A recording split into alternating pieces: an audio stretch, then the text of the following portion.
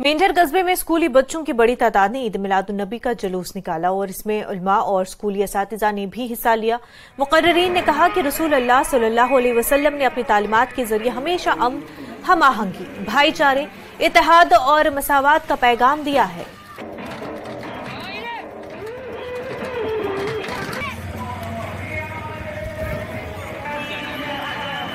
हम ईद मिलादुन्नबी की रैली निकालते हैं बच्चों के साथ मिलके।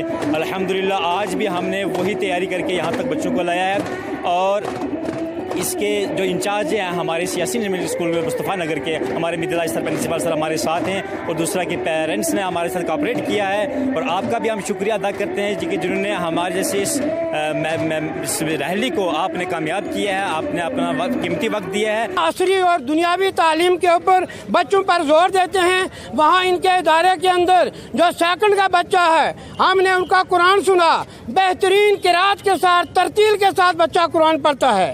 लिहाजा मैं गुजारिश करूंगा आप इस इदारे की तरफ मुतवज्जह हूँ। ये शौक के साथ हर साल मिलादुन्नबी सल्लल्लाहु अलैहि वसल्लम पर शौक प्यार मोहब्बत के साथ जुलूस निकालते हैं। अल्लाह ताला इस जुलूस को कामयाब करे।